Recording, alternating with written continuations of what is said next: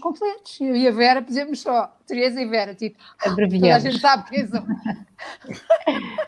É verdade. Vocês são estrelas, não é? Nós Olha, somos estamos ao vivo. Estamos ao vivo? Sim. Boa noite e bem-vindos. Estamos juntos aqui na internet, num formato, para alguns de nós, bastante desafiante e radicalmente diferente daquilo que fazemos habitualmente. A região, o país, o mundo estão atualmente quase totalmente fechados. A vida parece seguir dentro de momentos e porque as notícias, as vozes, os gostos, as palavras contam a história do nosso tempo e este é um tempo diferente. Impõe um isolamento social. Há toda uma nova relação com o espaço e com o tempo que importa, talvez, de uma forma descontraída, na próxima hora, discutir aqui neste espaço, no Facebook da editora Letras Lavadas. Connosco está a Teresa Canto Noronha, em Lisboa, a Vera Santos, o Paulo Simões, o Pedro Primo Figueiredo. A Teresa é jornalista da SIC, a Vera, apresentadora, jornalista dos ecrãs da RTP Açores, o Paulo Simões, jornalista e diretor do Jornal Açoriano Oriental, o Pedro Primo Figueiredo é jornalista da Lusa. Estão todos apresentados e participem connosco nesta hora de troca de opiniões que querem trazer realmente algo de diferente a esta discussão, ou se calhar não. Eu começava pela Teresa, a bela Teresa Canto Noronha, que também já passou pelos Açores. Ela tem uma relação muito especial com o arquipélago açoriano. A Teresa... Não há relação mais especial do que nascer num lugar, não é? Aliás, até fomos vizinhos nos anos 80, nos gloriosos anos 80.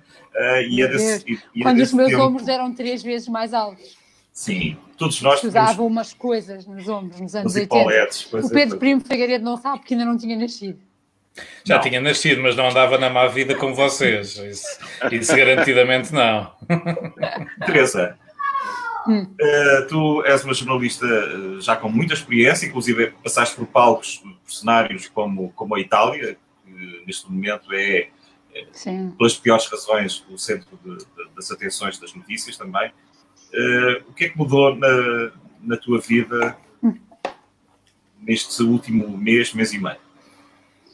Mudou quase tudo. A SIC, numa manobra muito inovadora e muito especial, enviou para casa um grupo de pessoas, somos mais ou menos 20 pessoas, cerca de 20 jornalistas, a que chamámos o backup saudável, digamos, um grupo de pessoas que veio para casa muito cedo, com todo o equipamento necessário para trabalhar a partir de casa, e não estou a falar sequer de um pequeno portátil, estou a falar do computador grande, do monitor, de tudo aquilo que nós temos normalmente na redação. Veio para casa comigo e com os outros colegas que estão neste grupo de trabalho e somos as pessoas que assumiram o compromisso de se manterem, tanto dentro do possível, tanto quanto possível, saudáveis para garantirem o trabalho a partir de casa, trabalho que complementa aquilo que os colegas continuam a fazer todos os dias na redação, porque esta é uma profissão em que as pessoas têm que sair para trabalhar todos os dias. Portanto, além de completarmos esse trabalho, trabalhamos a partir de casa e garantimos uma espécie de grupo de reforço se por acaso alguma coisa falhar na redação. E tem sido esse o meu trabalho no último mês. Para mim não é absolutamente diferente da norma trabalhar sozinha, porque fui correspondente no estrangeiro, primeiro em Bruxelas, depois em Roma. Em Bruxelas estava integrada na delegação na altura da RTP, que eu trabalhava para a RTP na altura, mas em Roma não. Em Roma já era correspondente da SIC, da TSF e da Visão e trabalhava sozinha e, portanto, tenho alguma experiência de bastantes anos a trabalhar sozinha, mas isso já foi há muito tempo. Eu voltei para Portugal em 2007 e voltei a integrar uma redação. E é muito diferente, Tu podes estar a conseguir fazer as notícias a partir de casa e eu consigo porque tenho acesso a tudo aquilo que a SIC me proporciona aqui em casa como teria na redação, mas não tenho acesso ao essencial, que são as pessoas, que são os colegas, a quem tu perguntas o que é que achas deste texto, viste as imagens de não sei o quê, como é que te parece o meu som, ou seja, todo aquele contacto humano que numa redação enriquece o nosso trabalho, enriquece-nos, não o tenho ao mês. E nós às vezes falamos, não é, que desejamos coisas e é preciso cuidado com o que desejamos, porque a vida pode nos conceder. Às vezes pensas, bem, mas gostava tanto de ficar em casa e afinal depois estás em casa e sentes falta da redação e dos gritos e da confusão e do stress que às vezes uma redação é, mas que agora me faz muita falta. Muito bem, a Teresa referia aí bem o facto de estar a fazer teletrabalho e ausente do espírito e desse lado, desse contacto mais humano com a redação, que é uma coisa que o Paulo Simões, apesar de tudo, ainda vai mantendo, porque ele acabou de vir do encerramento da edição de amanhã do Jornal Nacional Oriental. Paulo, tu estás mais atento à realidade local nos Açores. Que diferenças é que existem daquele quase longínquo tempo em que a redação se reunia normalmente para trabalhar? Que diferenças é que existem, no fundo, na atividade do jornal e até da rádio neste novo tempo? É um pouco como a Teresa dizia, nós continuamos a reunir diariamente no jornal, só que reunimos em casa. Criámos um grupo WhatsApp, é assim que funciona. Quando percebemos que isto estava a acontecer, a nossa equipa técnica preparou tudo o que era possível preparar para entrarmos em regime de teletrabalho. Continuamos a fazer as reuniões de manhã, continuamos a conversar uns com os outros, agora através de um teclado e não por voz. Quando é necessário, ligamos. Eu vou coordenando isso com os dois coordenadores de redação do Açoriano Oriental, o Luís Silva e a Paula Gouveia. Vamos fazendo esse esforço, mas é como a Teresa dizia, faz falta, faz muita falta, diria eu, a conversa, o contacto, a troca de ideias, de opiniões sobre um texto que está a ser escrito, sobre declarações que foram prestadas e que nós queremos uma segunda opinião para perceber se é exatamente aquilo ou não. É claro que no jornal é mais fácil neste aspecto do que na rádio e na televisão, porque nós temos um software e eu consigo em casa, qualquer um de nós, ver o que é que os outros estão a fazer e isso permite-nos editar e trocando ideias. Mas faz muita falta, de facto, o contacto diário da redação.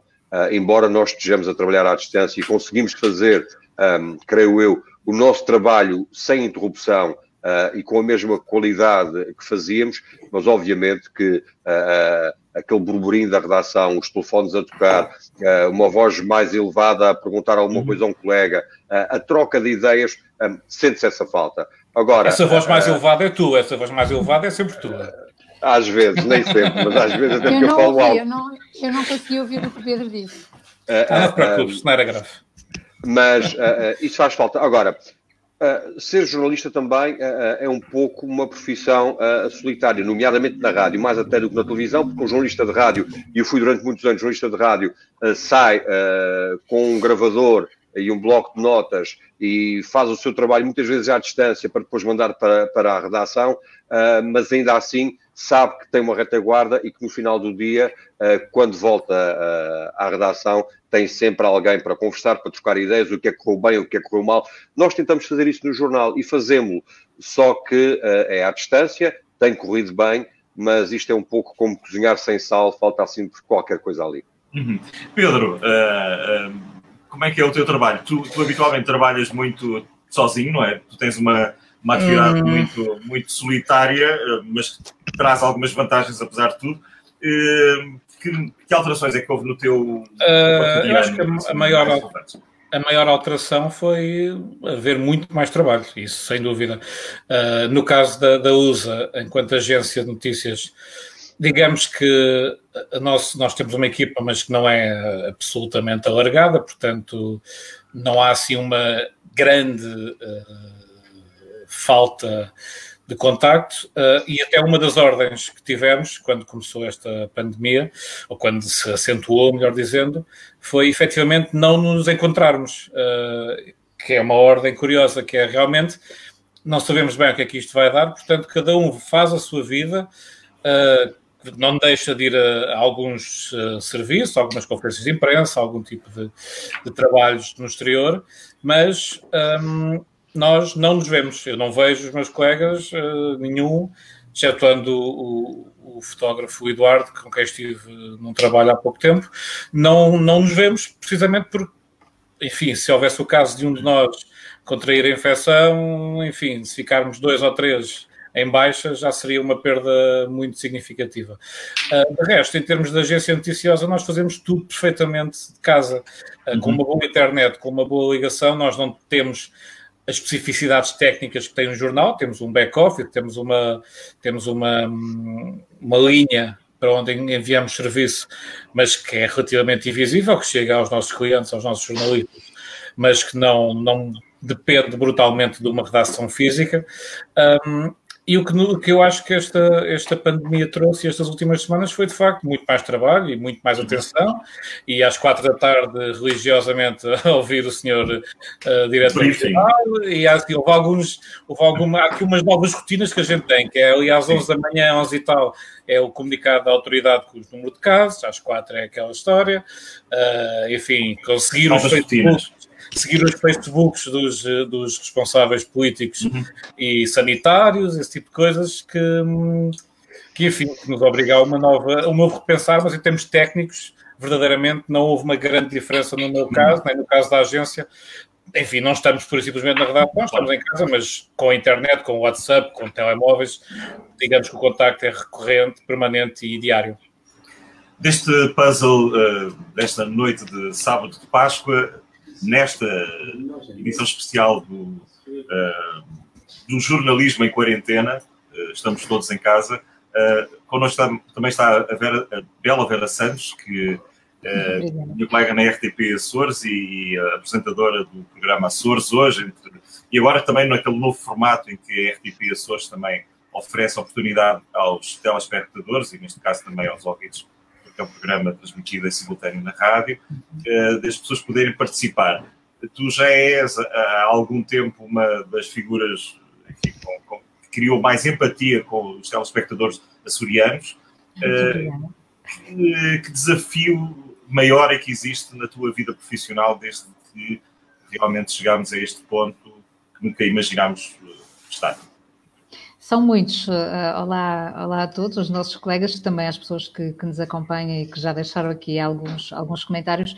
Foram muitos os desafios. Também, como disse o Pedro Primo Figueiredo, há muito mais trabalho. Eu tinha um programa diário, passei a ter 2. A realidade da redação é que mudou, mas trabalhando em televisão e sendo também a pivô, não posso fazê-lo a partir de casa. Foi do estúdio virtual, dentro do edifício da RTP Açores, agora para um estúdio físico numa produtora, onde o Açores hoje é feito. A minha equipe é que se deslocou para um outro local, mas estamos juntos, continuamos juntos, tendo em conta as distâncias, a preparar diariamente o programa. E passamos-lo a incluir as entrevistas via Skype, que não era uma realidade que nós não tínhamos apostado até aí. Sempre quisemos entrevistas presenciais, o que nem sempre é fácil para um programa de 1h30 diária, mas passei a ter convidados à distância. Isso faz-me alguma diferença, porque já para não falar a redação ser mais pequena, a equipa é mais pequena, mas também fazer entrevistas à distância. Depois surgiu-me este outro desafio, que é o Palavra Pública, o programa de antena aberta que agora também conduzo depois do Açores hoje, e esse sim consigo ter um convidado presencial. Ou seja, a minha quarentena é fora de casa, não é propriamente uma quarentena, porque continuo todos os dias fora de casa, com mais trabalho, mas por outro lado com menos pessoas juntas. As equipas são mais pequenas, quer a da RTP, quer a nossa na produtora, está reduzida ao essencial.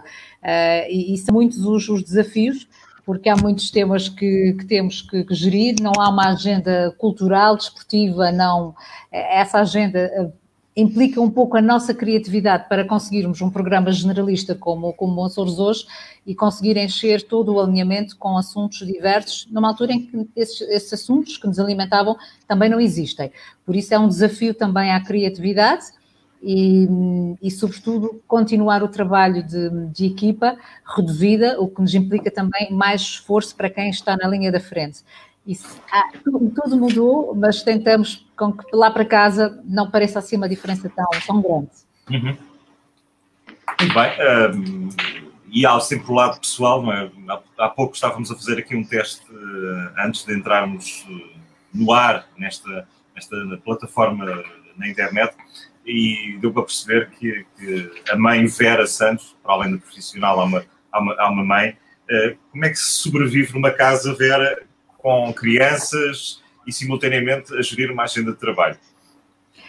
Isso tem sido um outro desafio, conciliar uma agenda profissional que neste momento está mais exigente, com mais horas de trabalho, de manhã até à noite, já prolongamentos até às 20, ou seja, o dia de trabalho tornou-se mais longo, em compensação tem 2 crianças permanentemente em casa, pequenas, a idade pré-escolar, a mais nova, e o Leonardo no 2º ano. Teve que ficar o pai, neste caso é o meu marido João, que está em casa com os filhos.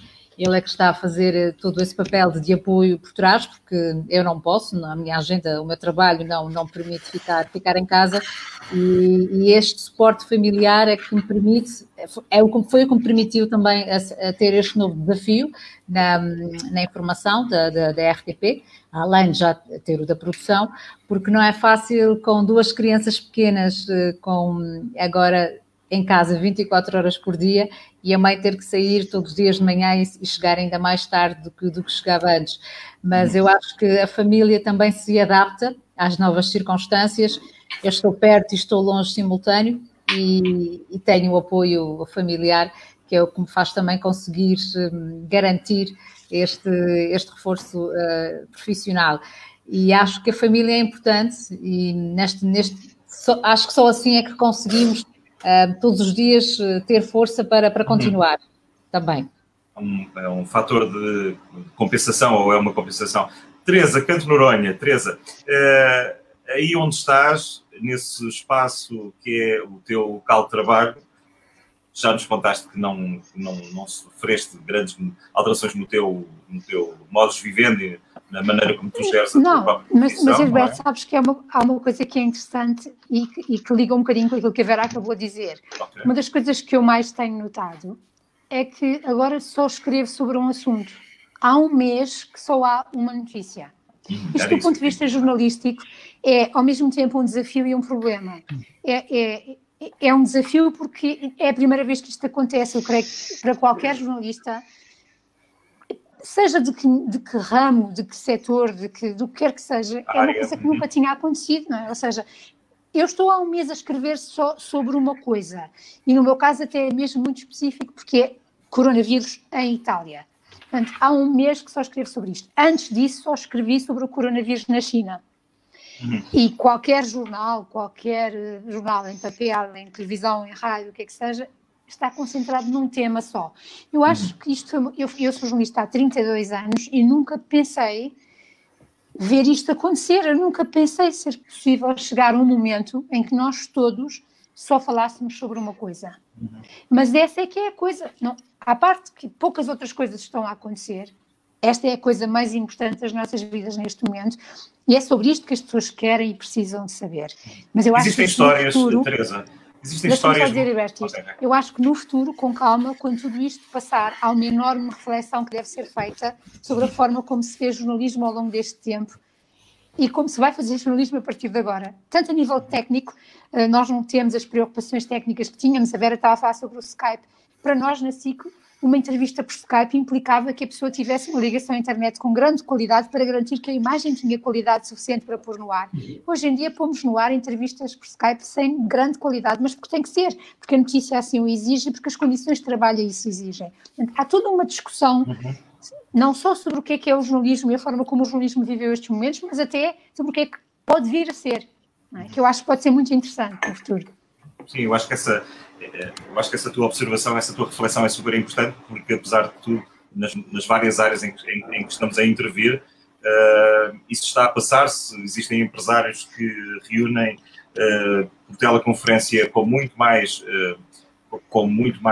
regularidade, existe muito mais eficácia, se quiseres, da troca de impressões e de atividades. Eu acho que houve esta necessidade de nos posicionarmos, não é?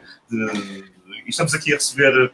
Mas eu acho que, Herberto, deixa-me interromper-te. Eu sei que isto torna-se um pouco difícil de debater neste modelo, porque, enfim, mas precisamente no Alexandra Manes comenta aqui, e a Teresa já ia nesse sentido.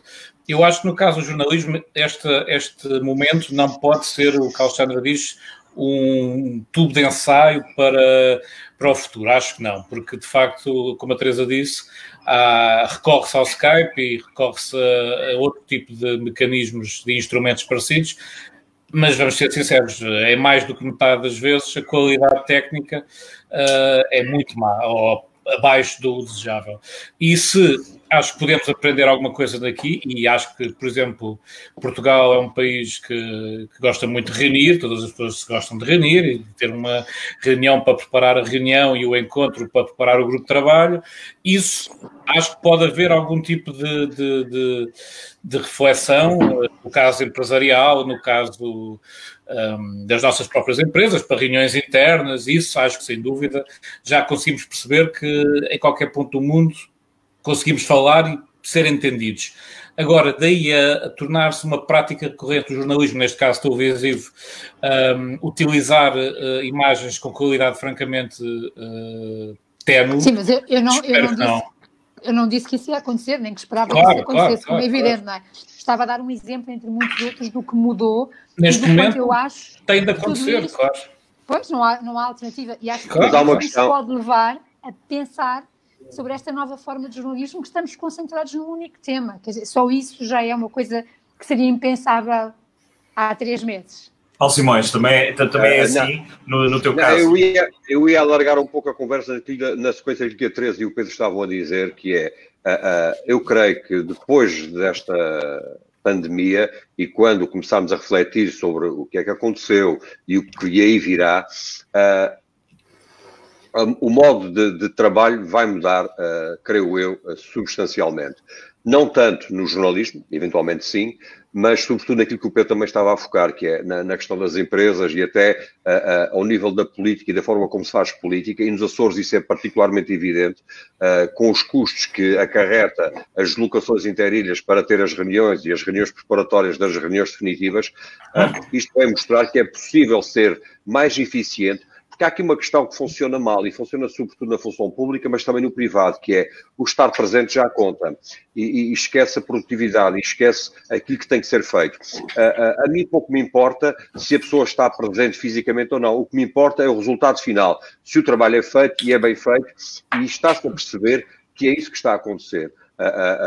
E o futuro dirá, e muito será depois refletido sobre este assunto, nomeadamente ao nível empresarial, não tanto da comunicação social e também ao nível da vida política. Eu estou a ver, por exemplo, nos Açores, os deputados que já reúnem nas suas sedes, mas poderem fazê-lo de forma sistemática, não de forma pontual, mas de forma sistemática, ser uma regra, a reunirem, como nós estamos aqui a reunir e a conversar e a emitir esta nossa conversa, fazê-lo perfeitamente sentados em casa, até não me incomoda que o deputado esteja em casa.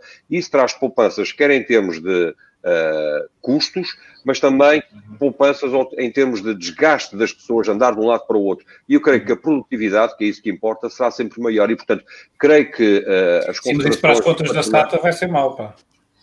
Mas isso é uma outra questão, pois. Aliás, as companhias aéreas vão ter também que rever muita coisa. Mas em relação à SATA, enfim, ela tem que fazer pela vida noutras áreas que não esta, mas eu creio que este é um exemplo daquilo que pode e já está a mudar. Aliás, eu vi ontem, creio que na SIC, uma reportagem sobre os nómadas digitais, e isso já está a acontecer muito antes do coronavírus aparecer, deste novo coronavírus. Já há pessoas que, de forma pensada sobre a sua vida, decidiram afastar-se dos grandes centros e continuar a trabalhar. Isto não significa que não apareçam, enfim, se forem nos jornais, nas redações ou nas empresas, nas sedes das empresas.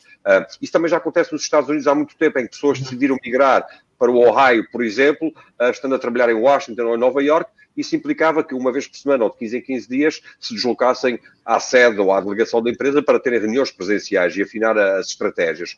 Mas eu creio que isto vai mudar radicalmente, as formas de trabalho vão mudar substancialmente, creio eu. E porque estamos a falar porque estávamos a falar da comunicação, e porque aqui somos todos profissionais desta vida, eu ia passar-te a palavra, Vera, exatamente para falarmos sobre estes novos desafios, que é, e tu conheces a realidade da RTP Açores melhor, até, e eu próprio, há um grande investimento nestas novas formas de comunicar. O Paulo Simões, a Teresa estavam a falar deste novo desafio, desta nova forma de estar a trabalhar num tempo novo, e que fomos todos um bocado obrigados à pressa a lidar com estas novas tecnologias para fazer passar a mensagem com eficácia. Mas no teu caso, como é que tu lidas com isto, sendo que a equipa não está toda... Foste obrigada a enfrentar um cenário diferente, não é? Em 2 dias. E às tantas estás a lidar com assuntos, é sempre o mesmo assunto, tal como a Teresa Canto Noronha falava, o Paulo Simões provavelmente também tem que gerir uma agenda mais alargada, mas apesar de tudo... Olha, Herberto, amanhã estamos felizes porque conseguimos ter uma edição do Oceano Oriental que não é dominada por um só tema. O que não é fácil, como a Teresa já disse, este é o assunto. Contrataste o coelhinho da Páscoa, portanto, Paulo Simões. A Páscoa está presente. É o desafio da criatividade. Só pode.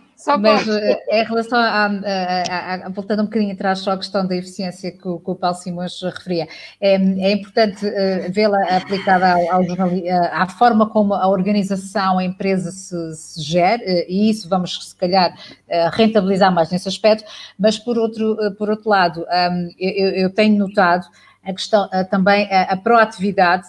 Nós neste momento estamos a fazer mais que uma função. O meu colega, que é editor de imagem, está a fazer edição de imagem e pós-produção.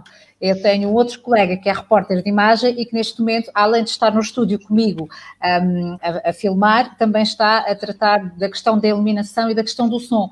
Ou seja, estamos a assumir, como as equipas são muito pequenas, estamos a assumir funções que anteriormente não tínhamos. Eu não sei até que ponto, no pós-Covid, isso também não poderá significar uma redução da própria equipa. Se nós tínhamos 20 elementos para fazer um programa e agora, neste momento, embora se perca um bocadinho na qualidade, evidentemente, conseguimos fazê-lo com 5 ou 6, vamos voltar outra vez a uma equipa mais abrangente, em que cada um tem a sua atividade, em que cada um tem a sua tarefa segmentada.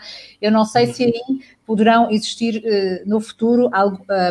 e pode implicar, o ponto de vista criativo, como é óbvio, a redução da própria equipa, tendo em conta a proatividade que está a ser exigida neste momento aos que continuam a trabalhar. Eu, felizmente, no Açores hoje tenho a possibilidade de não me centrar especificamente no Covid, embora na pandemia consigo, mesmo quando estou a conversar com os autarcas açorianos, e estamos a conversar com todos no programa para percebermos as diferentes escalas, como é que a população está a enfrentar a situação e como é que as autarquias estão a fazer esse trabalho de proximidade com as populações.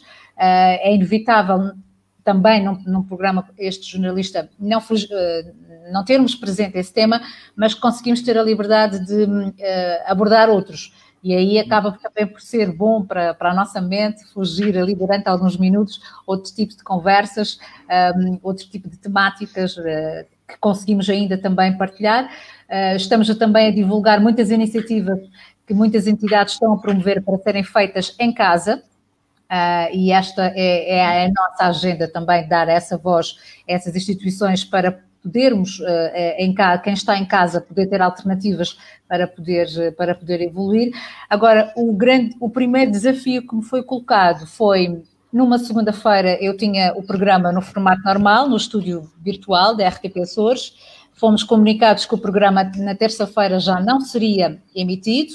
Na quarta tivemos que arranjar uma solução e na sexta estávamos a gravar num outro estúdio, numa outra instalação, num outro formato completamente diferente, e teve que funcionar, e estamos ainda a acertar alguns pormenores, mas teve que ser tudo muito rápido para que a nossa equipa não conseguisse parar muito tempo. E a nossa capacidade de adaptação, acho que também está-se a tornar mais imediata. A resposta à crise também nos exige que sejamos mais... Temos que ser mais céleres. Teresa, a verdade... Desculpa, eu acho muito interessante isto que a Vera acabou de dizer em relação aos postos de trabalho. É uma coisa que eu também já tinha pensado, ou seja, até que ponto o facto de esta emergência obrigar a reduções de equipas em tantos setores, e não estou a falar só do nosso, em tantos setores, seguramente imensas empresas de diversos setores de produção e não só, estarem a reduzir as equipas e mesmo assim conseguirem, ainda que com eventuais perdas de qualidade, conseguirem cumprir o objetivo, até que ponto isto não vai levar, e isso pode ser muito perigoso, não vai levar a uma decisão ou a potenciais decisões de redução de pessoal em vários setores. Isto assim, resulta, vamos lá, a encolher e emagrecer equipas. Não é nada que não tenhamos já assistido noutras circunstâncias, não é nada que não tenhamos já assistido. E no passado não muito. Exato, não é nada que não tenhamos assistido já, de preferências do ponto de vista do que é eficaz mais eficaz é na relação qualidade-ganho, não é? E, portanto, olha, vamos entrar naquilo que é o trabalho em concreto, sim, também concordo. O que é que está por trás que histórias é que para ti são mais difíceis de contar? Tu vens de uma experiência de correspondente internacional, voltaste a Portugal e agora és obrigado a contar a história à distância de uma realidade que tu conheces bem e que, infelizmente, atinge a Itália de uma forma avassaladora, a Espanha também, agora os Estados Unidos, mas vamos falar da Europa e da tua experiência como correspondente internacional. O que é que para ti é mais difícil contar? Eu acho que o que é mais difícil é tentar perceber. Nós somos, as pessoas às vezes esquecem-se disto, mas nós vivemos num mundo mais civilizado. Não é? As pessoas muitas vezes tendem a esquecer-se disso, mas Portugal faz parte da União Europeia e a União Europeia é parte do mundo mais civilizado. Nós vivemos num grupo que inclui os países mais ricos, que inclui os países mais evoluídos, que inclui as sociedades mais democráticas, mais modernas, mais avançadas. Podemos concordar ou não com a forma como elas são geridas, com os governos que as governam, não é disso que eu estou a falar. Sejamos claros, não é? A maior parte do mundo não vive da forma privilegiada que nós vivemos. E, no entanto, é neste mundo privilegiado que isto está a acontecer. É na Europa e agora nos Estados Unidos, e estamos a ver o horror que está a acontecer nos Estados Unidos. Vimos imagens de valas comuns em Nova Iorque, uma situação absolutamente, do ponto de vista humano, é tremendo. É uma coisa para a qual eu creio que nenhum de nós estava, obviamente, preparado, não é? para assistir. E isto está a acontecer no nosso mundo. Porque quando eu comecei a fazer as peças sobre a China, e eu já escrevi sobre isto, escrevi uma crónica sobre isto, foi publicada no site da SIC Notícias também, e quando eu comecei a escrever as peças sobre o coronavírus na China, eu comecei a perceber-me, talvez porque escrevia todos os dias sobre isso, do perigo e do que é que podia acontecer. Mas era lá na China. Não é? E eu desmarquei uma viagem de férias que tínhamos, eu desmarquei o hotel que tinha marcado para os meus anos, eu comecei a comprar máscaras e as pessoas começaram a dizer que eu era exagerada. Ora, eu não sou do tipo mania das doenças, exagerada, não sou, mas eu comecei a sentir que provavelmente, talvez porque escrevesse sobre aquilo todos os dias e estava bem dentro do assunto, que provavelmente vinha para cá. E começou a vir. E quando atingiu a Itália, de certa forma, ficou muito próximo de mim, ficou muito próximo de todos nós, porque é na Europa, mas muito próximo de mim, porque é o meu segundo país, digamos. E é muito difícil estar longe e ver o sofrimento de pessoas que me são próximas, não pessoalmente, mas culturalmente, de certa forma. E num país, enfim, sobretudo numa região, na Lombardia, em Milão, que é uma das regiões mais evoluídas da Europa, mais ricas da Europa. Itália é a oitava economia mundial. Atenção, não estamos a falar... Espanha é uma grande potência mundial também. Não estamos a falar propriamente de países pobrezinhos e coitadinhos, não é? E isto acontece porque ninguém estava preparado para isto. Ninguém. E, portanto, eu confesso-vos que tenho questionado muita vez a real dimensão do número de mortos e doentes na China. Não sei, acho que nos compete a todos nós jornalistas perguntar-nos como é que eles conseguiram, não é, conter, mas enfim, eles têm um regime político que permite conter muita coisa, mas a verdade é que nós estamos a falar de alguns dos países mais ricos do mundo e isto está a acontecer porque ninguém estava à espera, provavelmente ninguém antecipou a gravidade e a dimensão e é muito difícil o equilíbrio entre a emoção de sentir que esta é uma coisa grave e que está a acontecer aqui tão perto em nós e o escrever sobre factos, não é? E é aqui que um jornalista tem que ter noção de não somos máquinas, não é? Também temos emoções, obviamente. Quando eu comecei a ser jornalista não podíamos mostrar emoções nenhumas, não podíamos sequer usar adjetivos, não é? Não se podia. Hoje em dia já podíamos ser mais humanos, digamos, mas é preciso encontrar esse equilíbrio entre as coisas que nos tocam pessoalmente, não é? E aquilo que são os factos que nós temos que relatar e reportar e contar. E isso às vezes é difícil, porque as coisas são-nos próximas. Isto está a acontecer aqui, está a acontecer nos países ao lado, mas também aqui no nosso, não é? Vera, tu moderas, és uma das moderadoras do programa Palavra Pública, na RTP, Açores, e a Teresa falava exatamente desse lado, as emoções e esse lado da humanidade, não é? Quando falamos deste problema, que tipo de comentários e, no fundo, de contributos é que o público tem neste novo programa, que também é bastante desafiante na programação da RTP Açores. Como é que é para ti? Felizmente foi uma ótima aposta da RTP Açores. Sentimos que já fazia falta algum tempo termos este espaço de antena aberta. Não, evidentemente, quando pensávamos em retomar o formato, seria no contexto atual, circunscrito também a vários temas ligados com a pandemia. No entanto, a questão das emoções que a Teresa referia nem sempre é fácil, quando do outro lado temos pessoas que estão em direto connosco, que ligam para o programa, mas que precisam de desabafar. Isso aconteceu ontem. Ontem o programa foi dedicado à questão da celebração da Páscoa, todas as alterações que o atual contexto veio trazer a esta festa, e tivemos imensas participações, e muitas das pessoas conseguimos perceber que estavam sozinhas. E aí também o nosso papel acaba por ser muito importante, porque acho que mais do que nunca a RTP Açores está com os açorianos. Estamos com muito mais audiências, quer nos lives no Facebook, quer através da televisão, quer através de outras plataformas digitais. A comunicação social regional, e eu falo no caso específico da televisão, estão a desempenhar um papel de uma grande proximidade com a população. E este Palavra Pública tem-nos permitido também fazer essa proximidade, e não é fácil quando eu estou cara a cara com uma pessoa que eu não conheço, apenas sei o nome dela e a ilha onde ela está, e fala-me um pouco da sua vida, questiona, reflete connosco. Ontem foi um programa nesse sentido. Tivemos também participações dos Estados Unidos, imigrantes extremamente comovidos, que inclusivamente choraram durante a sua intervenção no programa, e não é fácil depois também para nós, no estúdio, conseguirmos ter o nosso ar imparcial, frio. Não conseguimos. Tentamos, mas não conseguimos. Como a Teresa dizia, não somos máquinas, somos humanos, e tenho sentido nos vários temas que as pessoas já estão mais ou menos esclarecidas, mas vão sempre à procura de algo mais, mas principalmente que precisam de partilhar, precisam de saber que estão do outro lado, mas que também também se querem fazer ouvir, também precisam de participar ativamente. E a Palavra Pública garante essa oportunidade neste momento. Há temas mais consensuais, há outros nem tanto. Às vezes o convidado vai em linha de conta com aquilo que os açorianos pensam, outras vezes há manifestações no sentido oposto, mas a questão da emoção é difícil. Mas é muito importante sabermos que estamos mais perto dos açorianos.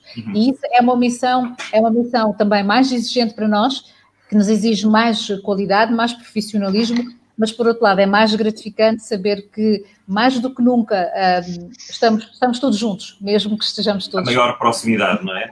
Rádio e televisão são isso mesmo. O Pedro Primo, que é um dandy da informação, porque é um homem...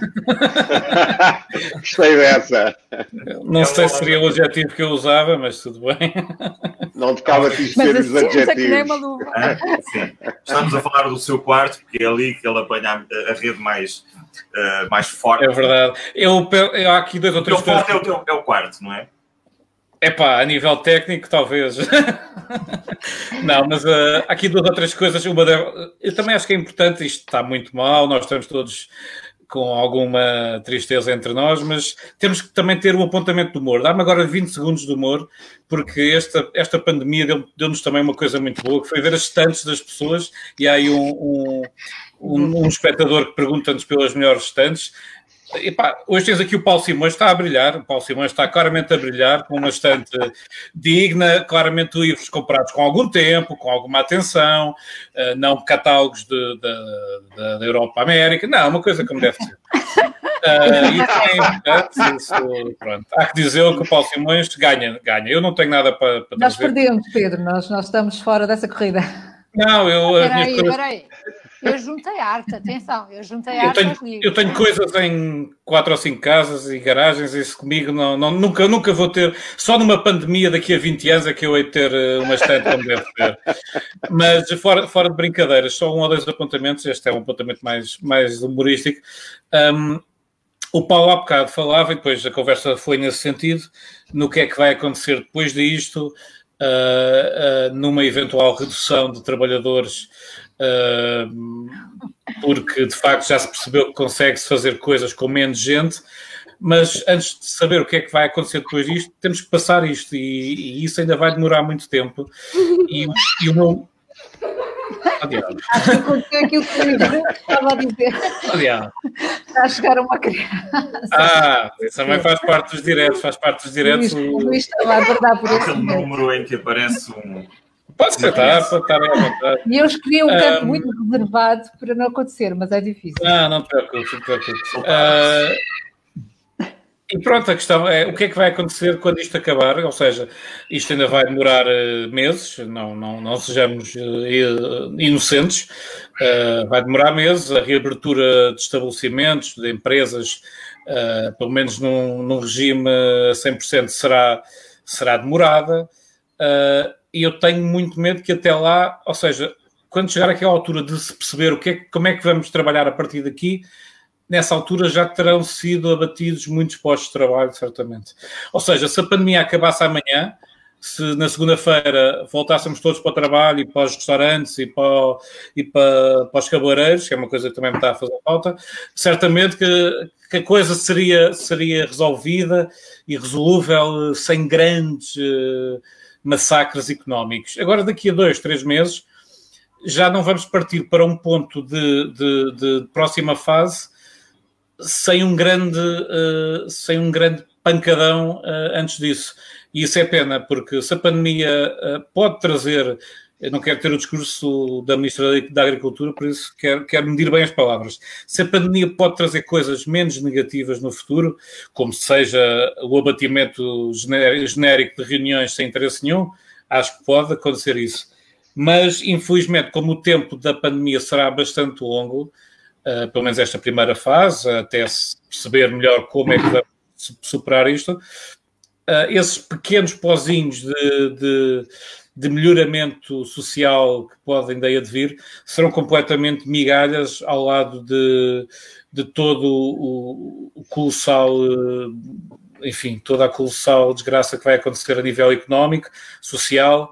Os Açores, nesse caso em concreto, pelo que eu percebo, só para terminar, têm vantagens e contras. A vantagem teórica é que, ao ser um pouco mais isolado e de maior dificuldade de acesso um pouco maior, seria mais difícil o vírus cá chegar, mas a partir do momento em que chega, torna-se quase uma mais-valia inexistente. Já cá está, a partir desse momento, ou se restringe brutalmente quem tem os casos, ou não. E depois tem a desvantagem porque o tecido económico e social, se para a classe média e pública, nomeadamente, acho que não haverá particulares problemas, tem um tecido económico e social ainda muito frágil em algumas camadas da população e em algumas ilhas mais em concreto, em alguns concelhos até mais em concreto, e isso vai ter que ser muito bem ponderado, porque será uma etapa muito difícil. Agora estamos a ultrapassar a crise sanitária e de saúde, nem sequer estamos a pensar muito bem ainda na próxima fase, mas quem tiver que pensar nessa próxima fase, e já está a pensar, o governo, as câmaras municipais, as instituições públicas e privadas ligadas aos empresários, mas tem que pensar muito bem, com muito cuidado, e temos também que pedir muito do país Portugal continental, do Governo da República e também, obviamente, da União Europeia, que também vai ter um papel decisivo nessa próxima fase. Pedro, sobre o que o Pedro estava a dizer, é interessante. A Europa atirou foguetes, aplaudiu, houve palmas quando se anunciou uma brutal injeção de verbas na economia europeia.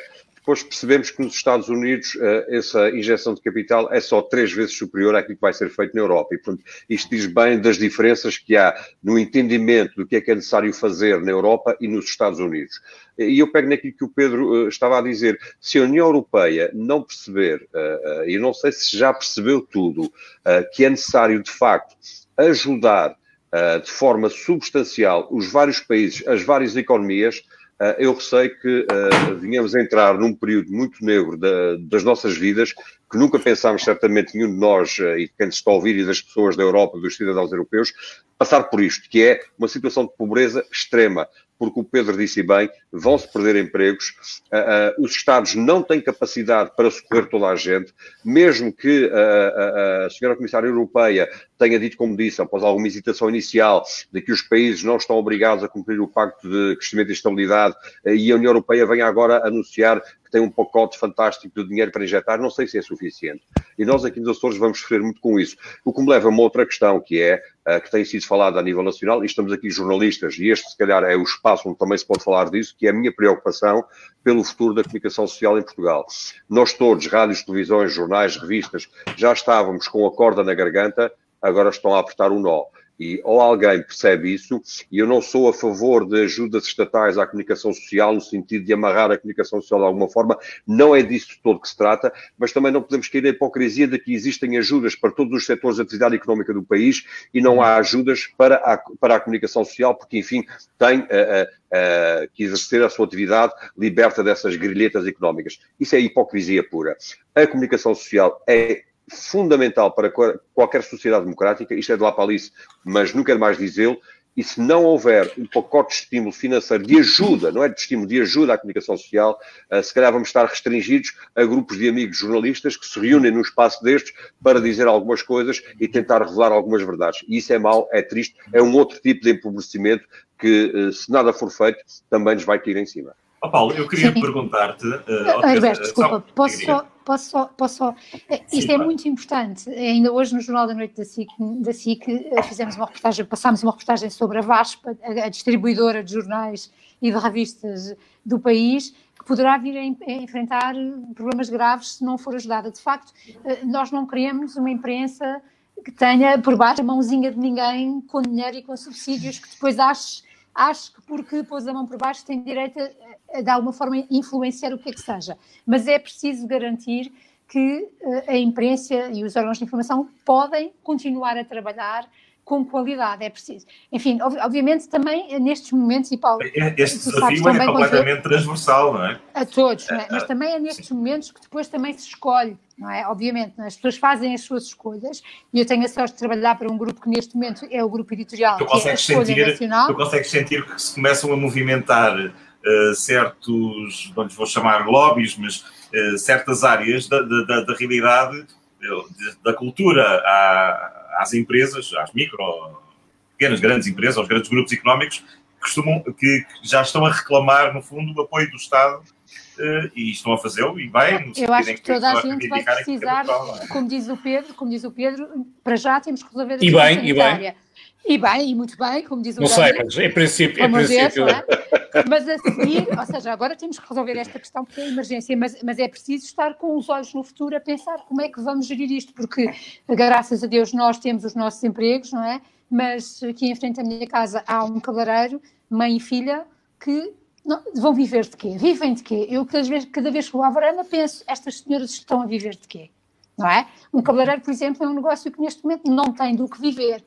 Teresa. É um exemplo, há tantos outros, não é? E nós não podemos esquecer isto, e muito daquilo que os jornalistas devem fazer agora é começar, embora a questão sanitária seja essencial, mas também começar a perguntar a quem decide o que é que estão a preparar, como é que se estão a preparar para tomar conta destas pessoas e tantas outras que vão precisar, não é? Pois, no dia seguinte. Sim, no hoje já, as pessoas já precisam hoje, não é? Já. O next day, como diria o David Bowie. Exato. E nunca será suficiente. Nunca será, evidentemente, não é? Teresa, tu lidas com a informação diária também, quer dizer, consegues prever um período, uma data? Há quem reclama o tempo todo por uma... Eu vou fazer o Totoloto agora, e o Euromilhões e essas competições, não é... Primeiro-Ministro diz que há uma luz ao fundo do túnel e hoje um apresentador de um programa da televisão onde trabalhas dizia que oxalá que não seja a luz do comboio. Um comboio. Mas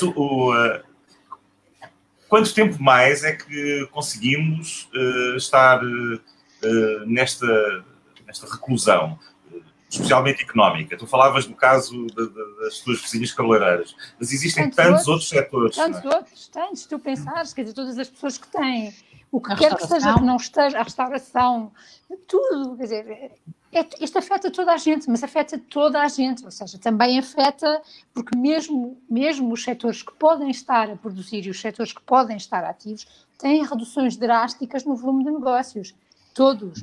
Nós também, atenção, não só, ou seja, as receitas de publicidade para os órgãos de informação caíram a pique. Portanto, tudo isto, toda a gente vai ser atingida por isto. Sim, claro, as pessoas não podem, o impacto. Eu queria fazer uma pergunta ao Paulo. Obrigado, Vera. Eu queria fazer uma pergunta ao Paulo Simões, porque o Paulo está em contacto com a realidade local de uma forma muito direta. Existe uma diferença dos açorianos para os portugueses do continente na sua postura, na sua atitude em relação a esta pandemia? Não sei se haverá. Pelo que eu percebo, há uma expressão muito feliz de um jornalista de um jornal chinês escrito em inglês, falha-me agora o nome do jornal, porque li-o ontem e li várias coisas, que ele chama os covidiotas, e acho muito, muito feliz a expressão, que são aquelas pessoas que, apesar de todos os alertas, insistem em que nada se passa e continuam a conviver e ir à praia, e ir aos parques e a darem-se umas com as outras. São os covidiotas. E, portanto, eu creio que nos Açores existirão poucos covidiotas. Como também creio, daquilo que eu conheço e conheço melhor Lisboa, até porque os meus 2 filhos mais velhos trabalham em Lisboa, que as pessoas vão cumprindo as regras que são impostas e isso é igual em todo o lado. Agora, idiotas existem em quaisquer regiões, em quaisquer países. E eu dou este exemplo que é das notícias de ontem ou de hoje. Hong Kong, que até estava tão bem no controle da pandemia, a propósito deste feriado pascal de 4 dias, o que assistiram hoje e ontem em Hong Kong foi as praias cheias de gente. E eu vi fotografias da imprensa local com dezenas e dezenas de pessoas na praia, achando que o pior já passou. E isso é o pior que se pode fazer. E, portanto, eu creio que os açorianos têm tido essa noção. Eu moro na Baixa de Ponta Delgada, a minha varanda dá para a rua principal, para a rua Machado dos Santos, e eu não vejo viva alma. Nem hoje, nem ontem, nem em regra, não vejo viva alma. De facto, as pessoas estão em recolhimento, estão em isolamento, e pelo que me contam os meus amigos e os meus filhos em Lisboa, as pessoas também fazem isso. Agora, eu volto a dizer, idiotas ou covidiotas existem em todas as regiões, infelizmente. E a covidiotice, embora reduzida, continua a existir. E, portanto, as pessoas têm que perceber, e os políticos têm que perceber, e acho que têm sido cuidadosos nesta mensagem positiva, que é o equilíbrio entre transmitir alguma esperança para que as pessoas, ao fim de um mês, não deem malucas, e algumas que já deram, ou vão dar, tenham essa luz a que se agarrar, mas também não podem dizer que é uma luz muito forte, porque há o risco das pessoas acharem que o pior já passou. Não, o pior não passou. O pior só passou quando tudo passar. E essa é que é a grande questão. E nós também temos um bocadinho essa missão de apresentar essa realidade negra, dura e exigente, mas também ter QB, uma dose de esperança. Acho que na forma como comunicamos não podemos esquecer de dar os dois lados, porque há tendencialmente um jornalismo mais pessimista. Começamos pelas mortes e pelos infectados, não pelas pessoas que sobreviveram, pelas pessoas que estão recuperadas. E essa mensagem de esperança, sobretudo com o passar destas semanas de quarentena, tem que também tem que vir acompanhadas, tem que ter um papel maior. Claro que é difícil depois o outro lado da medalha, como o Paulo Simões referia. As pessoas podem pensar que essa luz está mais próxima do fundo do túnel e podem começar a tomar atitudes que não têm. Mas para quem está em casa não é fácil, acredito. Eu não estou a viver essa experiência, por isso não posso falar por ela, mas acredito que não seja fácil. Mas esta incerteza de quando é que tudo vai passar... a gestão emocional é muito, muito complicada, e nós que estamos todos os dias a comunicar com essas pessoas que estão de facto em casa e que estão privadas de tudo, precisam um pouco também dessa confiança. Pelo menos é algo que eu me tenho percebido também, sobretudo o contacto que tem com os espectadores. Mas temos que ter cuidado, lá está, temos que ter cuidado, porque se dizemos que está tudo a correr bem, as pessoas tendencialmente transformam-se em covidiotas. Agora esta história do Planalto, não é? O Planalto, agora fala-se que estamos num Planalto. Passámos do pico, parece que... Eu vivo no centro de Lisboa e também deixa-me só dizer-te que não vejo quase ninguém na rua. Não vês um Planalto. E não vejo um Planalto. Em Ponta Delgada eu não como alguém escrevia agora, covidiotas de facto existem em todo o lado, infelizmente. Em todo o lado, infelizmente. Infelizmente. E é preciso cuidado. E eu acho que pela primeira vez também, pelo menos para mim em 30 anos, o jornalismo é também, mais do que nunca, um papel didático, de certa forma. Ou seja, não é nossa função educar e ensinar as pessoas, mas ao informá-las bem e comunicar bem a realidade, estamos também a explicar-lhes melhor. E esse é um ponto, só para voltar um bocadinho atrás, mas que eu acho que tem que ser mesmo destacado, porque o Governo, e o Governo Nacional e o Governo Regional também, se bem que o caso regional seja um pouquinho diferente, mas tem incentivado à manutenção dos quiosques abertos, ou seja, os jornais devem continuar a sair, as revistas, os news magazines, seja a nível nacional, seja a nível regional. E, portanto, o Governo que exige, não absolutamente, mas que pede encarecidamente que as administrações dos órgãos continuem a publicar os seus jornais, tem de ser um Governo que vai ter que abrir as mãos e os bolsos para esta gente. E tem que haver uma grande concertação entre as administrações dos órgãos. Obviamente que os principais a nível nacional, a nível regional há um programa de incentivos permanente, mas que tem que haver algum tipo de reforço ou de enquadramento novo para isso. Se o meu caso da agência USA, como o caso da Vera da RTP, são casos relativamente serenos porque estão na dependência estatal, a Vera a 100% e eu a 51%. Eu estou metade. Pois. Eu trabalho, por um lado, no público, na RTP, mas também o Açores hoje é uma produtora... A Vera é um caso. Produtora à parte, ok. No meio das duas possibilidades. Então, reformulo. A RTP, que é onde a Vera colabora, mas não necessariamente a Vera, está salvaguardada. A agência também tem contratos trianuais, com o Estado também não advirá particular problema com isso, mas os órgãos privados a nível nacional, estou a pensar até mais a nível nacional, porque tenho muitos amigos nesses órgãos que eu tenho visto a fazer revistas. Tenho um amigo meu na Exame e na Visão, por exemplo, que eu tenho visto a trabalhar de casa, a fazer uma revista de casa. É uma loucura, quer dizer, em termos técnicos, porque uma agência noticiosa nós temos uma linha, portanto vai direto para a internet. Não há grande preocupação. Um jornal regional, como o Açoriano Oriental, também já tem algumas dificuldades, mas é uma equipa relativamente pequena. O Paulo, acho que não me levará mal que eu partilhe esta confidência. E já sentimos dificuldades, e somos poucos. E já sentimos dificuldades. Eu imagino uma revista como a Visão, que obviamente está muito dedicada à Covid, mas que também ainda tem outras coisas, apesar de tudo. Não pode ser 100 e tal páginas só de bater na doença. E eu tenho visto as dificuldades que o rapaz tem. É tramado. Que o homem tem levado a revista por diante. E, portanto, no final disto tudo... Tinhas que me ver a sonorizar as peças em casa. Seja lá quando isto for, os patrões, e isto é um recado para os patrões, não é para os diretores, porque os diretores certamente não terão problemas em reunir-se, e já se reuniram até para combater a pirataria e os PDFs no WhatsApp e essas coisas.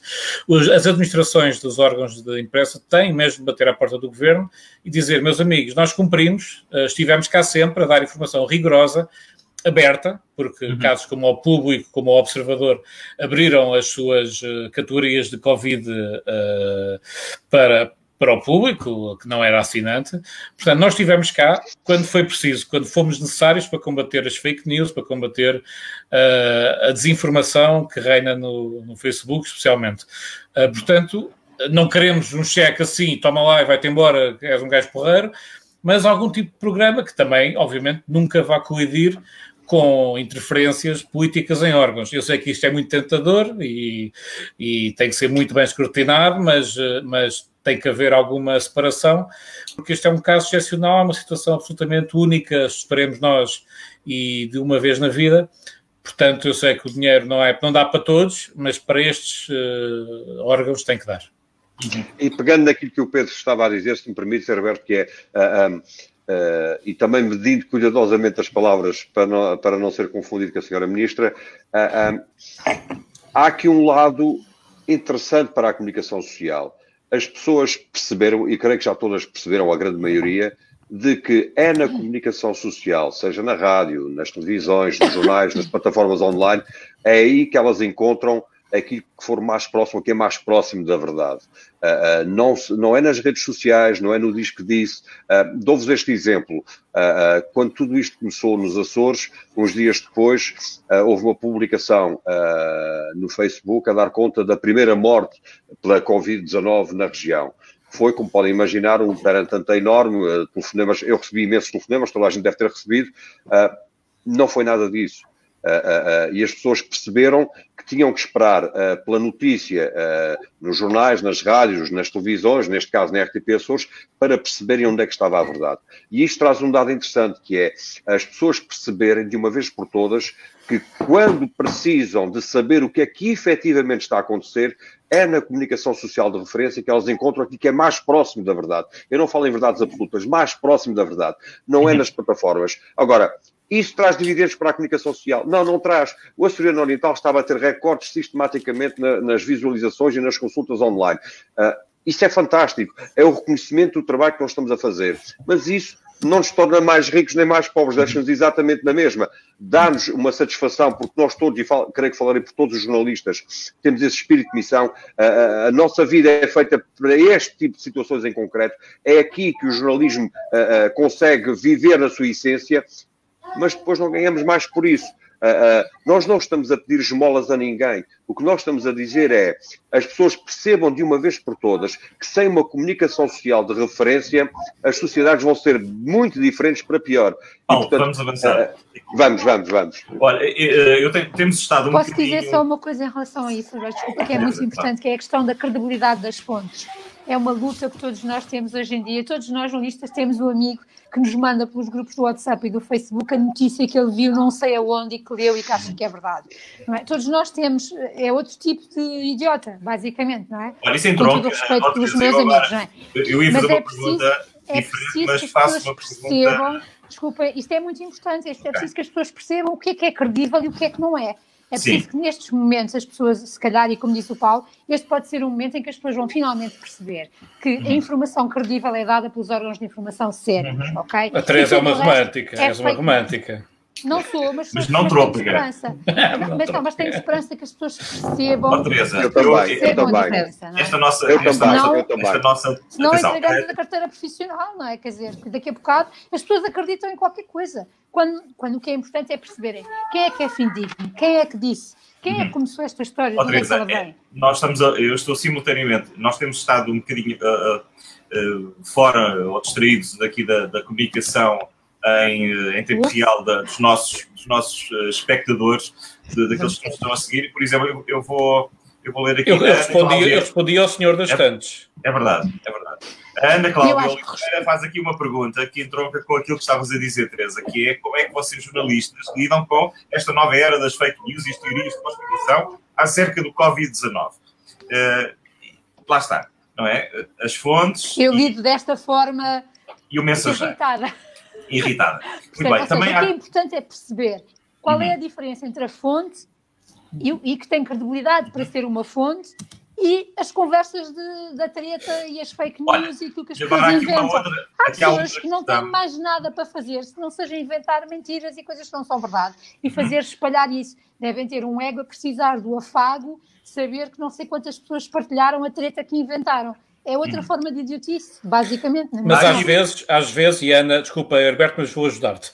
A Ana Leal Pereira comenta exatamente uma questão que tem sido recorrente aqui na região, que é a divergência entre a Direção-Geral da Saúde e a nossa Direção Regional, no que refere, inclusive, chegou a ser dado um morto no continente que não se verificou, todos os dias os números são divergentes, o próprio Tiago Lopes já disse para questionar em Lisboa a Direção-Geral da Saúde. Isto é, pedimos também, se nos pedem responsabilidade e bom jornalismo, que não é nada de excepcional de se pedir, é a nossa obrigação de fazer, também temos que ser um pouco exigentes com as autoridades. E não sei, já comentei isto, eu não sei se a culpa é de cá, se é de lá, mas esses dados cruzados, seja por que motivo for, não podem continuar a acontecer. Pedro, há aqui um espectador ou um internauta, Joel Alves, que pergunta... Já ninguém diz internauta. Não, é muito antigo. Há aqui um nosso espectador, pode ser assim, Teresa? Ok. Consideram que a cobertura permanente e exaustiva dos meios de comunicação sobre o assunto é saudável para todas as pessoas que se encontram confinadas? Na vossa opinião, o jornalismo açoriano tem abordado com profundidade suficiente a realidade que estamos a viver nos Açores, no sentido de informar, investigar e confrontar a sociedade e autoridades competentes? Eu acho que isto tem muito a ver também com... Joel, preciso de mais vinho para essa resposta. Eu acho que isto também tem a ver com aquele briefing que tem... Estou à água, mas vou beber para me preparar. Paulo Simões, ou Pedro Primo Figueiredo, que lidam também muito próximo. Eu vou ser muito rápido, eu depois passo a bola ao Paulo. Se é saudável a comunicação permanente...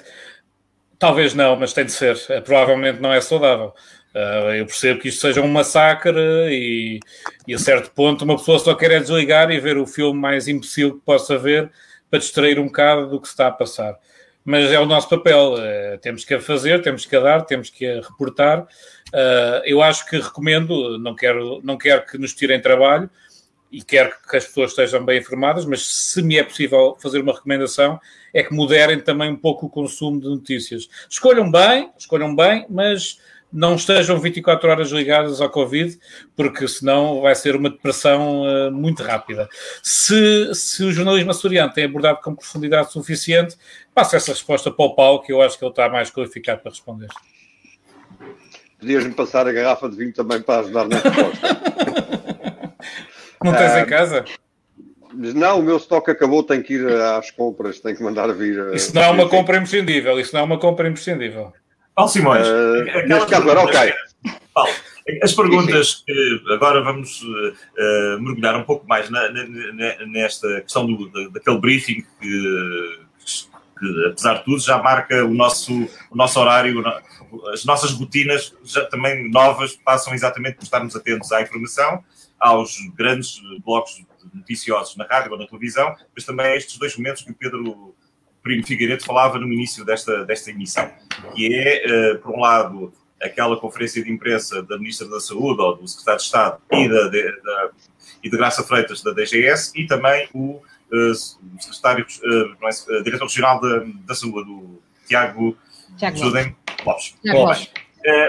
As perguntas que os jornalistas colocam na hora daquele briefing regional, houve-se uma voz que eu julgo que é uma assessora de imprensa da Secretaria. Aquelas perguntas, há muitas pessoas, existem muitas pessoas a questionar se aquelas perguntas são filtradas, se é mesmo assim, porque os jornalistas fazem sempre perguntas idiotas, enfim, ou muito óbvias, na sequência daquele despejar de números do diretor do entretanto, bastante popular diretor regional da Saúde. Com direito à página de Facebook e grupo de seguidores. E fãs. Grupo de fãs. Como é que é o comportamento dos jornalistas, Paulo? Isso é uma questão interessante. E já agora o grupo de fãs é o potencial grupo de haters dos jornalistas. As coisas podem ser vistas assim. Sim, pode ser. Mas as perguntas não são filtradas. Não funcionam à perfeição e, em abono da verdade, é difícil gerir uma situação destas. Porque quando tu tens 9, 10, 11, 12 órgãos de comunicação social inscritos para um briefing, torna-se difícil gerir, ou alargavam o tempo, em vez de ser os 30 ou 40 minutos, passava a ser 1 hora, e mesmo assim não sei. Agora, as perguntas não são filtradas. Como é que funciona?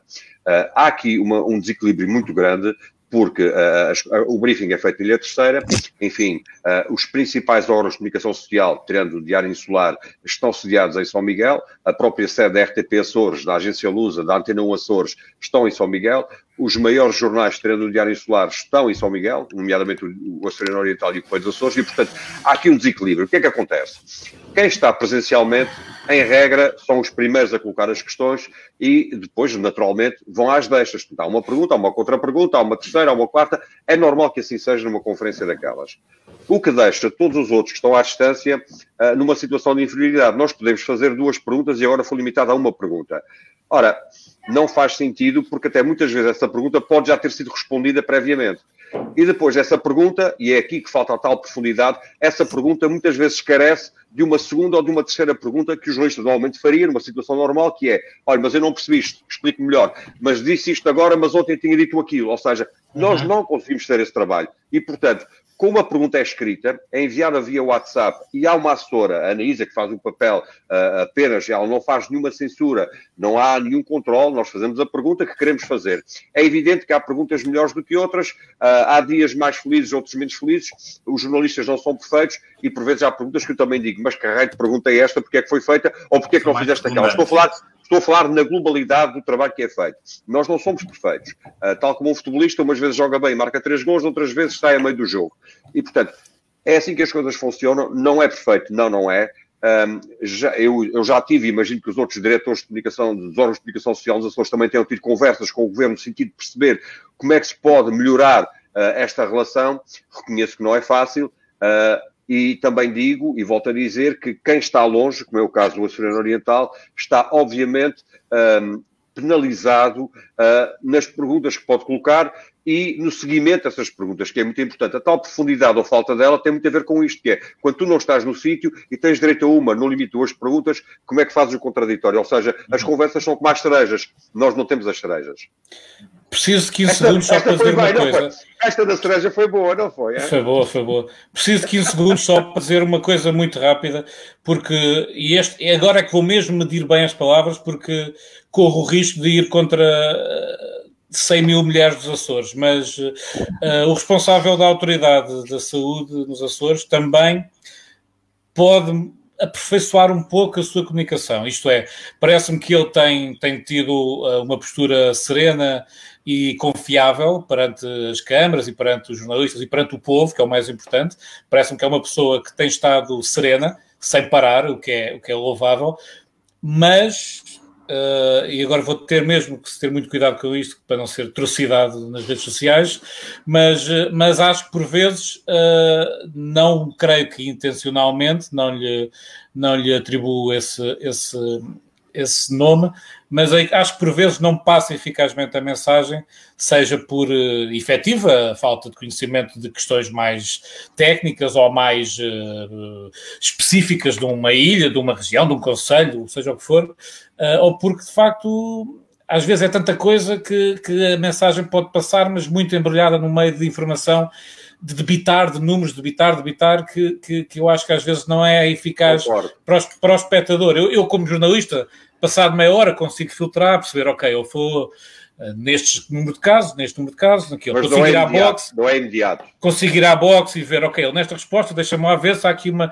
Mas quem esteja a ver, quem não esteja preparado para descodificar no imediato ou em curto espaço de tempo uma mensagem destas, um telespectador que veja na RTP e que não tenha essa rotina, eu acho que a mensagem nem sempre é clara. Parece-me, visto de fora, e acho que já vi pessoas a comentar isto, portanto, creio não ser o único, peço desculpa ao clube de fãs, eu estou lá e acho que o clube é giro, acho que é divertido. Existe aqui já alguém a dizer que vais ter um grupo de haters na exata proporção. Sem dúvida. Do Tiaguinho. Mas eu concordo com aquilo que o Pedro disse. Eu concordo em absoluto com o que o Pedro disse. Então somos dois.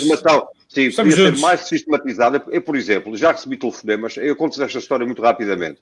Todos nós ouvimos falar em cadeias primárias, secundárias, terciárias e depois comunitário. Já me perguntaram se, e vejam isto, então a cadeia terciária é menos perigosa que a secundária e menos perigosa que a primária. Não tem nada a ver, mas insistem nesta conversa. Eu percebo que estes dados têm que ser passados, mas tem que haver em paralelo uma informação que nós possamos passar, nós temos que descodificar, era o que o Pedro dizia, e nós tentamos descodificar. E às vezes não é fácil, Pedro, como tu sabes e disseste, às vezes não é fácil. Mas essa informação tem que ser passada de forma a que todos nós, não apenas os jornalistas, não apenas os técnicos, as pessoas que estão aqui na rua, percebam a informação que é dada. E eu concordo com o Pedro, isso nem sempre é claro. É claro que há cansaço, claro que são 9 ilhas, é difícil de gerir toda esta informação. Mas sistematizar melhor os números e mais, fazer uma espécie de memorando interno para quando chegar à Câmara de Televisão poder fazer um resumo do dia e explicar já uma série de coisas que aconteceram, isso pouparia por um lado as perguntas que temos que fazer e pouparia por outro as dúvidas que pudessem surgir. Muito bem. Juntem-me à lista de haters.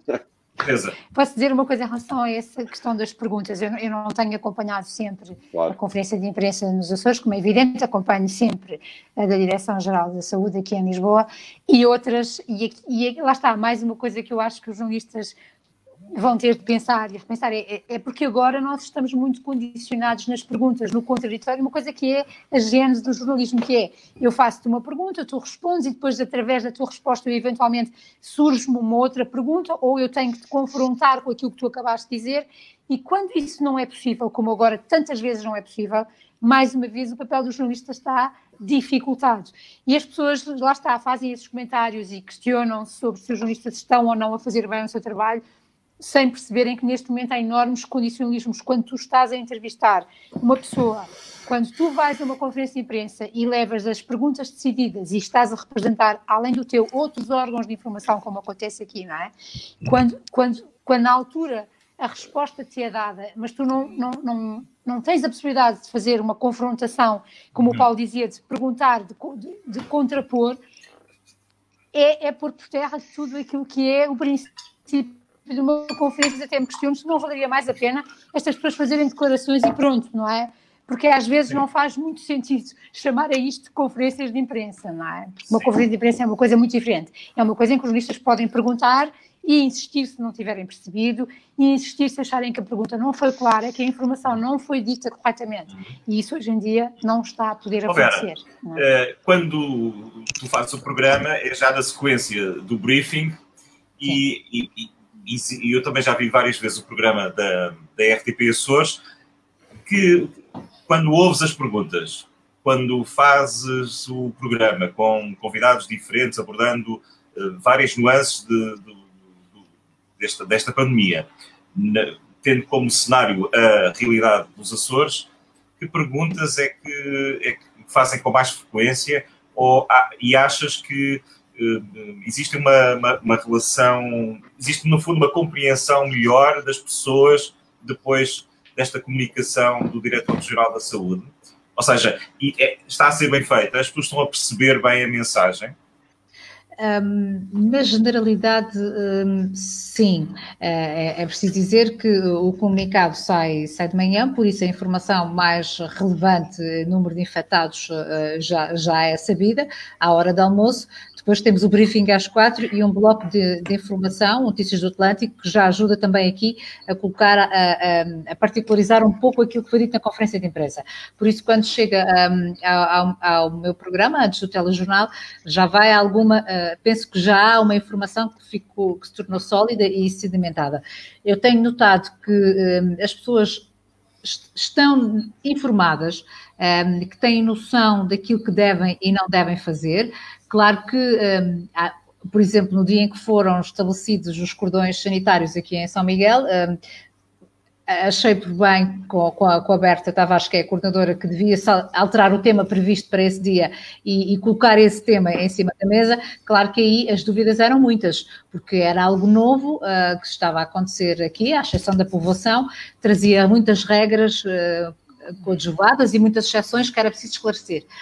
E nessa circunstância surgiram muitas dúvidas, mas na generalidade eu fico com a noção de que a informação tem passado. Os jornalistas têm sabido traduzir e descodificar Os números têm feito esse papel, na medida do possível, tendo em conta também aqui os horários apertados para as transmissões.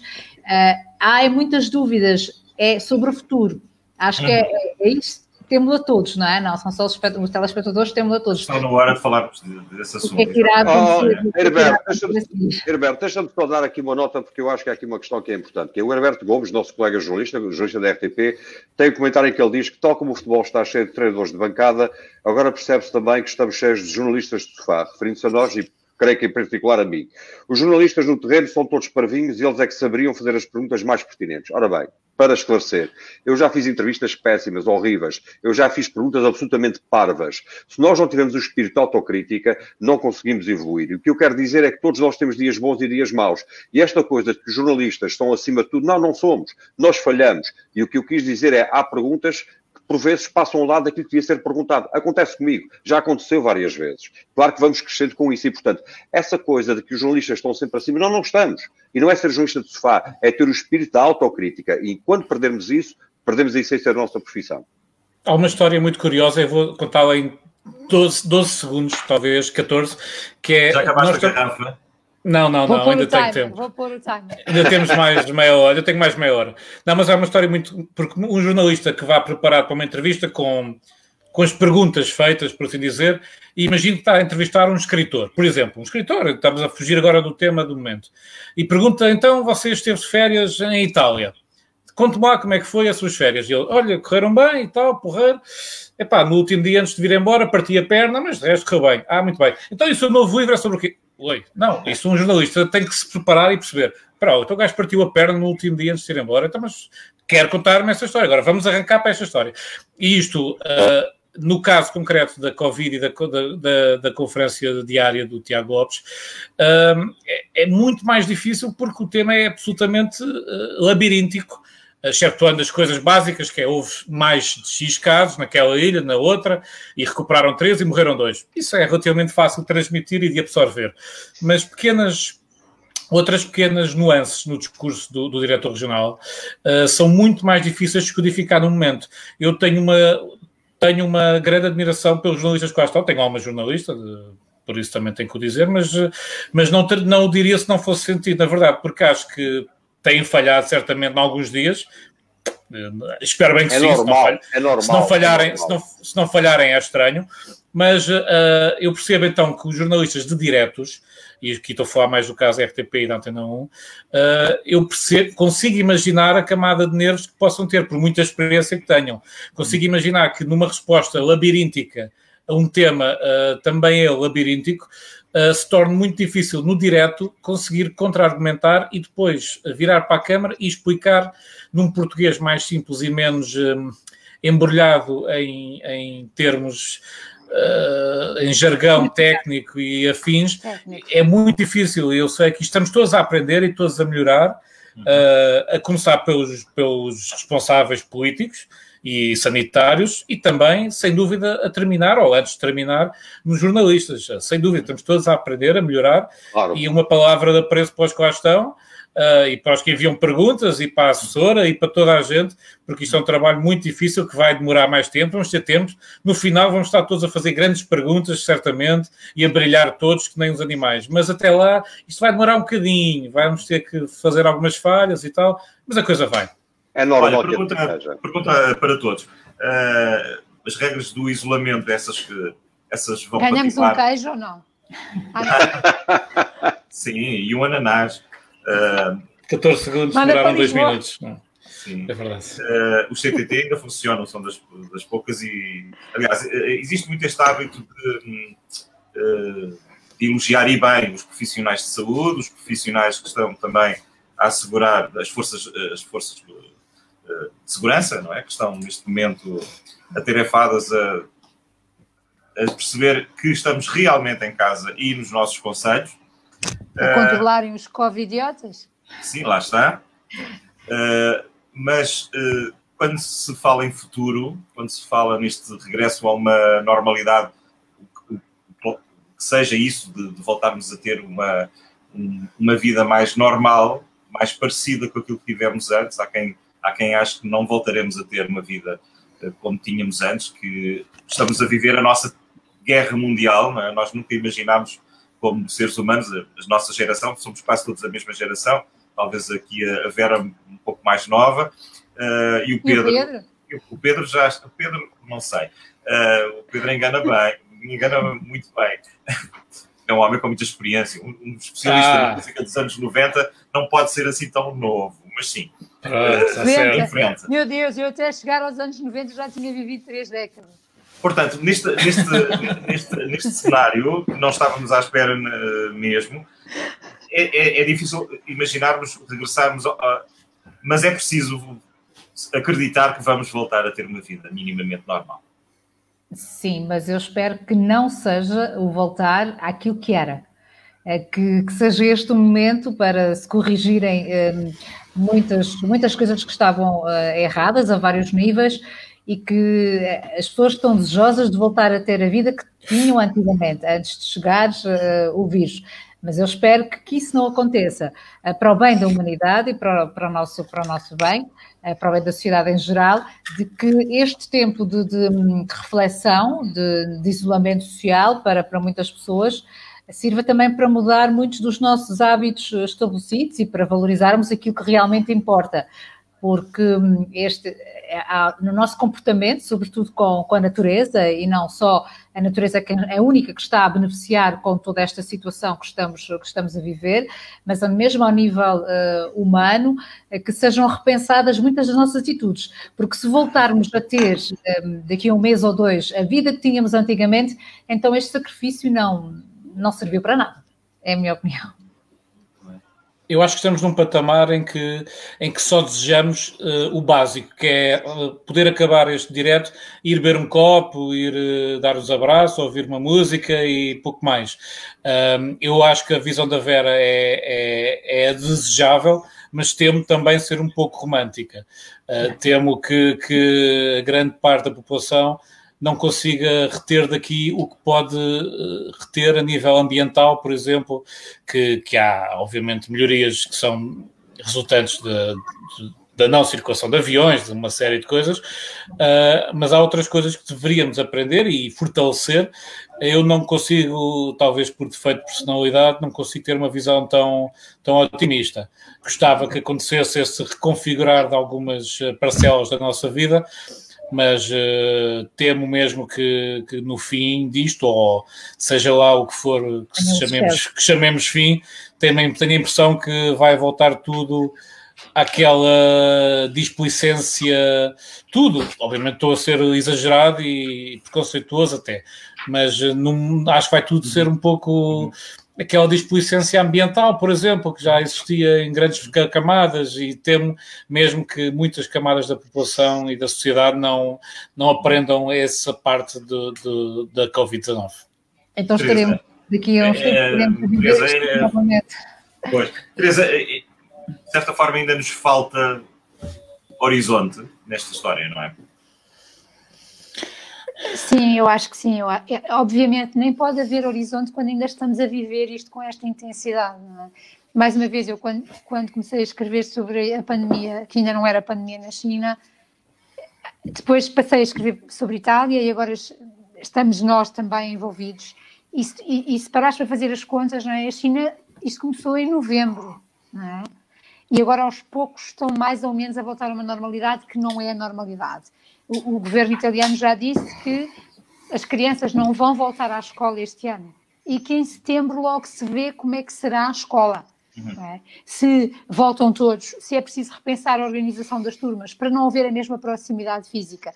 Ou seja, eu não tenho uma visão tão positiva quanto a Vera, também não tão cínica quanto a do Pedro Primo Figueiredo. És um cínico, Pedro. Não, ele sabe o que eu quero dizer. Estarei alguns aí no meio, não é? Mas acho que, obviamente, ninguém pode perceber, nem ninguém pode já dizer como é que vai ser a nossa vida daqui a uns meses. Eu, pessoalmente, o que espero é poder ir aos Açores daqui a uns meses. Poder ir à minha casa, à minha terra. Não mudar muito Eu já só sonho com isso, né? Ou seja, poder ir a São Miguel. Para nós, a minha visão é idealista, eu sei que tem... Não, mas eu acho que tu tens toda a razão. Oxalá isso aconteça. Oxalá aconteça. Era isso que eu agora... Mas sem dúvida, não é? Agora, mais, isso vai acontecer.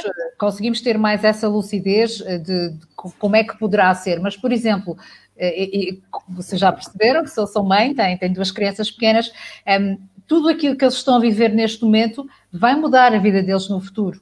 Eles não vão se... Houve aqui...